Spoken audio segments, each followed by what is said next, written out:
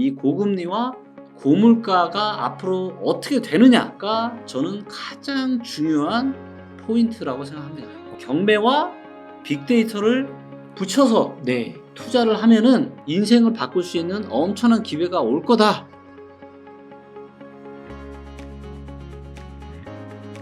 우리나라 이제 금리가 생각만큼 빨리 떨어지지 않고 네.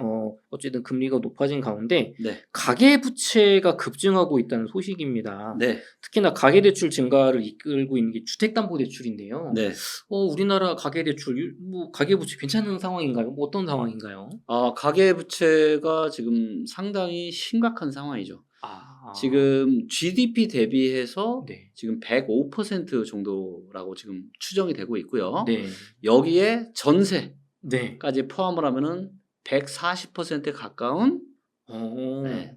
그러면 이거예요. 1년 동안 대한민국 국민이 네. 어떤 일으키는 총 어떤 부가가치보다 네. 지금 빚이 더 많은 겁니다.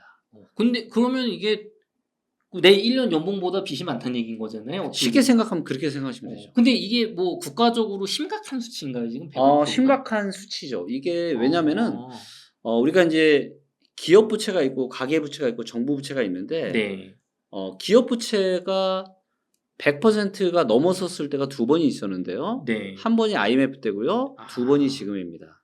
그리고 기업 부채가 100% 넘은 거 네. 이걸로 IMF라는 사태가 발생을 했었고요. 그렇죠. 근데 지금은 근데 더 심각하죠. 왜냐하면 기업만 100%를 넘은 것이 아니라 네. 개인마저 IMF 때는 개인이 부채 비율이 60%도 안 됐어요. 아주 낮았습니다. 근데 지금 100%가 넘어섰는데 네. 이것도 금리가 낮으면 괜찮아요. 그리고 물가가 낮으면 괜찮아요. 네. 왜냐하면 대출이 많아도 내가 실제로 갚아야 되는 이자가 크지가 않으면 그쵸. 부담스럽지 않잖아요. 네네. 근데 지금은 이 대출 금리가 상당히 높은 상황이잖아요. 그쵸. 거기에다가 이제 우리 호주머니 사정이 중요한데 얼마 전에 지금 또 굉장히 안 좋은 뉴스가 나왔잖아요. 지금 17년 만에 네. 지금 가처분 소득이 최대 낙폭으로 떨어졌다.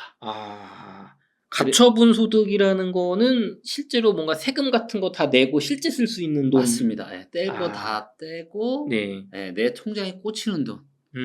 이게 이게 지금 17년 만에 가장 크게 떨어졌는데 문제는 물가까지 높고 이미 대출은 잔뜩 받아놨고 그럼 뭐 정말 턱밑까지 찬 거네요. 완전히 이제 턱밑까지 지금 차 있는 굉장히 위험한 상황인 거죠. 그래서 지금 또 혹자는 이런 얘기를 하잖아요. 내년부터 금리가 떨어질 수 있다. 맞아요. 저도 좀 그렇게 됐으면 좋겠어요. 금리가 이렇게 또 조금 떨어지고 이러면 아무래도 이제 대출 부담에 좀 네. 힘들어하시는 분들도 조금 상황이 좋아지실 테고 또 그리고 금리가 떨어지게 되면은 제가 아주 중요하게 보는 네. 주택 구입 부담 지수 있잖아요. 네네. 이 주택 구입 부담 지수 데이터가 아주 좋아질 겁니다. 그러면 이제 부동산이 다시 살아날 수 있는 원동력. 네. 그럼 자산 가치는 살아나고 어떤 대출 이자에 대한 부담은 작아지니까 네. 다시 또 별 문제 없이 음. 시장 상황이 좋아질 수 있거든요. 그쵸. 그래서 저도 이런 시나리오가 정말 내년에 좀 펼쳐졌으면 좋겠다. 이거를 기대를 하고 있어요. 근데 이렇게 안 될 수도 있잖아요. 그죠. 뭐 금리 더 오를 수도 있고 유지될 수도 있는 그렇죠. 거죠. 생각보다 고금리 상황이 더 지속이 될 수도 있는 거잖아요. 그리고 여기에는 유가가 굉장히 중요하고 그다음에 전기료도 저는 굉장히 중요하다고 봅니다. 왜냐하면 우리가 지금 촬영을 하면서도 다 전기잖아요. 그쵸. 뭐 다 전기죠. 이거. 우리가 뭐 회사에서 일을 해도 전기고 집에서 가정생활을 해도 전기고 뭐 물건을 생산하는 공장에서도 전기고. 네. 그래서 이 전기랑 이 에너지는요. 그러니까 에너지를 포함한 전기죠. 석유 네. 이런 거. 이게 다 세금이랑 똑같다고 보시면 돼요. 그죠. 계속 강제로 내야 되는 그렇죠. 부분이죠. 근데 유가가 떨어지다가 최근 유가가 어떻게 되고 있죠? 다시 또 오르고 있죠. 다시 또 오르고 있죠. 그다음에 지금 한국의 지금 한전 같은 경우도 지금 어떻죠? 부채가 많다고 들었습니다. 부채가 지금 24조인가요? 그러니까 이게 매일 적자가 나는 구조예요. 전기료도 아무래도 올릴 수밖에 없어요. 근데 이미 전기료를 벌써 올렸잖아요. 한 네. 40%꽤 많이 올린 걸로 제가 알고 있는데. 올해 관리 많이 올르셨다고 네. 하더라고요. 근데 이걸 가지고도 지금 충당이 안 된다는 얘기는 무슨 얘기냐면 앞으로 전기료는 더 올라간다.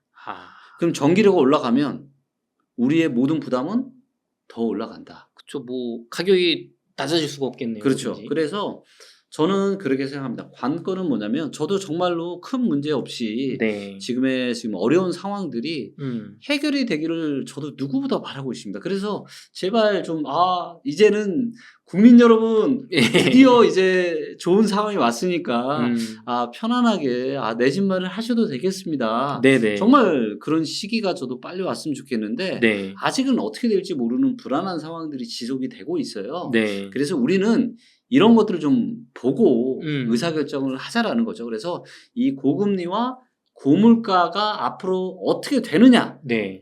저는 가장 중요한 포인트라고 생각합니다. 그래서 이렇게 가계부채가 많다 보니까 네. 정말 말씀하신 것처럼 다들 연끌을 하고 네. 막 이제 가처분 수도 최대폭으로 줄어들었고 이렇게 하다 네. 보니까 네. 최근에 부동산 경매 건수가 많이 증가했다고 저는 들었는데 네. 이게 부동산 가격 상승기에 너무 무리한 대출로 연끌을 한 그런 뭐 부작용일까요? 네, 맞습니다. 뭐 어느 정도 상황으로 이렇게 심각한 거예요, 경매가? 뭐 아직까지는 뭐 엄청나게 심각하다라고 볼 수는 없는 거고요. 네, 물론 이제 조금씩 심각해지고 건수도 많아지고는 있지만 네. 아직은 아니에요. 아직은 아니다. 아직은. 하지만 지금의 고물가, 고금리, 네. 어떻게 보면 고금리까지는 중금리죠. 네네. 이 시기가 계속 이어진다라면은 네. 대출 껴서 코로나 저금리 시기에 아파트 사고, 오피스텔 사고, 건물 네. 사고, 토지 샀던 분들이 역사상 가장 많아요. 데이터로 이게 다 보이거든요. 아. 그분들의 부담이 계속 많아지는 거고, 부담이 많아지면 이게 다 뭘로 나오겠어요? 경매로 나오게 되겠죠. 지금은 버티고 있지만. 예, 지금은 그나마 어떻게든 이제 좀 버티고 지금 또 다시 데드캣 바운스가 나오면서 조금 상황이 조금 좋아지는 것 같으니까 네. 그럴 수 있는데 만약에 이제 지금 뭔가 지금 매도 심리 다시 커지고 매수 심리 줄어들면서 시장 상황이 뭔가 지금 또다시 지금 살짝 이상해지는 쪽으로 지금 가고 네. 있는데 이게 이제 반영이 돼서 가격 하락이 나타난다면 한 3개월 후 그래서 올해 말이나 내년 초부터 다시 하락이 시작이 되잖아요. 네.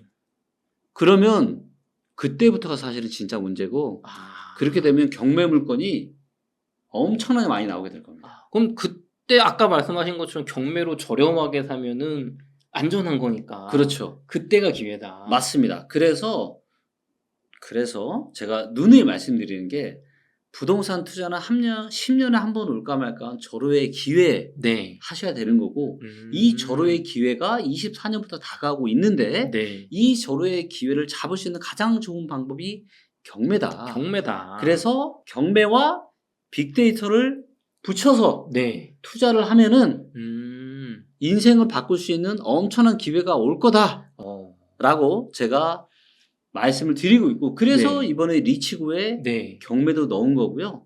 그리고 이제 또 뭘로 할 거냐면은 말로만 안 하려고 그래요.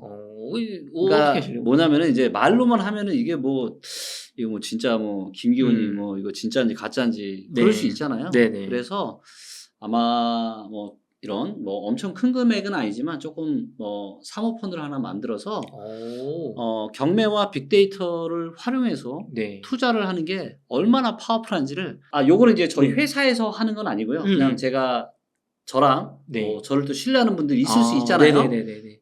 그리고 조금 뭐 손실나도 괜찮아.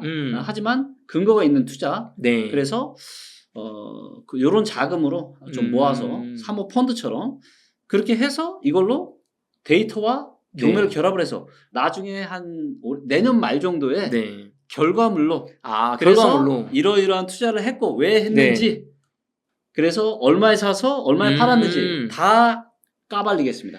야, 이게 보통 뭐 주식 투자하시는 분들도 좀 계좌 보여줘봐 막 이러면 못 보여줍니다 이러는데 그렇죠. 그걸 하시겠다는 거잖아요. 네, 계좌 인증을 한번 해야 될 것 같아요. 좋습니다. 네, 그래야 이게 정말 제가 아무리 이 빅데이터가 정말 훌륭하다는 걸 제가 말씀을 드려도 많은 분들이 긴가민가 하시는 것 같아요. 그래서 제가 이제 생각한 게 오케이 더 이상 이제는 말로 하지 말자. 내년에 지금 10년에 한 번 올까 말까 기회가 오고 있다고 하는데 이거를 내가 직접 그래서 지금 이제 저희 리치고와 최고의 또 경매 전문가 분들이랑 같이 이 프로젝트를 할 거거든요. 한번 보여드리겠습니다. 기대하겠습니다.